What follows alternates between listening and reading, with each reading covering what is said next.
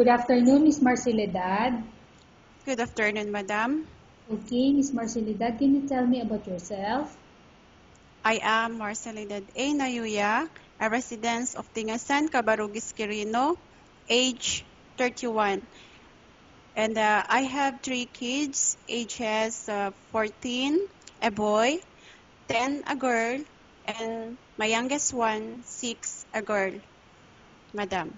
Okay, I have a few questions for you to answer, so let's start. Why do you want to work as a maid? I want to work as maid to earn money to finance the education of my 3 kids, Madam. Why you choose Malaysia when there is a lot of other country? I chose Malaysia because it's a very beautiful place and they have the same climate here in the Philippines where I live, Madam. How are you qualified for this job? I am qualified to this job because I am a hardworking and responsible person, Madam. May I know what is your education level is? I am a college graduate taking of information technology, Madam. What is your recent experience? My recent experience is I work as an OFW or domestic helper. Have you worked abroad before? Yes, Madam. Can you tell me the place and how many years you work for? I work on UAE in the year 2013 to 2014. And I work on Manzaria, Beirut, Lebanon in the year 2010 to 2012, Madam. Do you have experience of taking care of baby? Yes, Madam. Whose baby you are taking care of? It's my employer and also to my babies. What about elders? Yes, Madam. I experience elders with my grandma. Do you have any other special skills? Uh, I think I can say it's cooking. Are you willing to learn new skills? Yes, Madam. Are you willing to work with a family where the mother-in-law or any relatives stay together? Yes, Madam. Currently, are you still working? Yes, Madam. May I know your work? I work as the domestic helper and as a part-time, I do selling a small business, Madam, right now. Do you know how to cook? Yes, Madam. What sort of food can you cook? Filipino foods like adobo, pinakbet, sinigang, uh, uh, kare-kare, and other foods for Filipinos, Madam. Are you aware that you will have to do cooking, washing, cleaning, and ironing? Yes, Madam, I do. From all the house chores, which do you like most? I love cleaning, Madam. If ever you were selected to work in Malaysia, who will take care of your kids? It's my mom, Madam. You are not allowed to use handphone during working hours. I agree, Madam. You are only allowed to use handphone after you finish all the works and when going to bed. I agree, Madam. You are strictly needed to surrender the handphone to your employer in the morning, and your employer will return back to you once you're going to bed. Yes, Madam, I agree.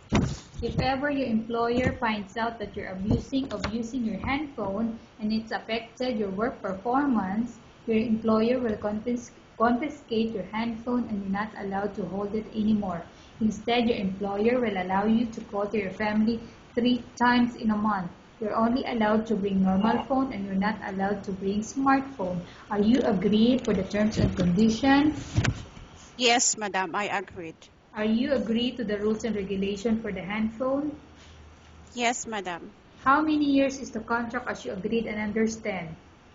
It's 2 years contract, madam. Can you describe for me your ethics?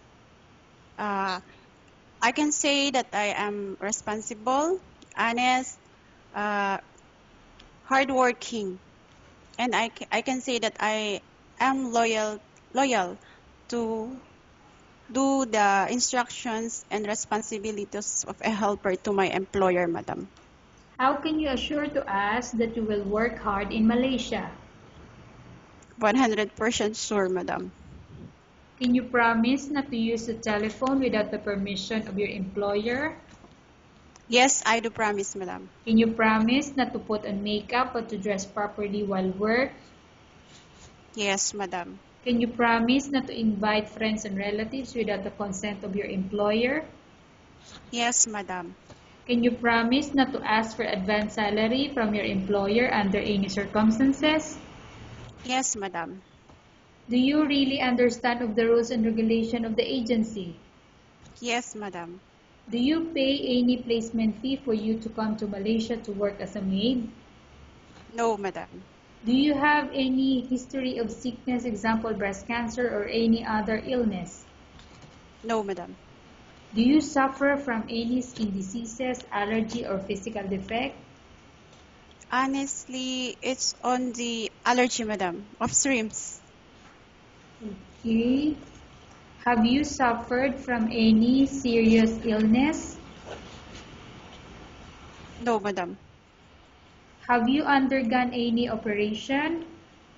Yeah, it's a ovarian cyst or operation, madam. Are you 4 medically fit? years. Pardon, madam? Are you medically fit? Yes, madam. Are you in any medication? For now, madam, no.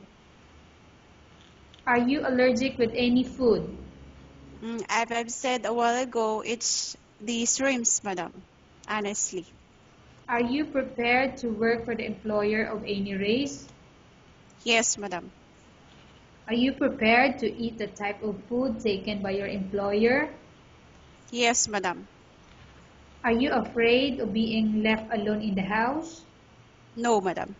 Are you afraid of dogs or other pets? No, madam. Can you promise to work according to instruction from your employer? Yes, madam.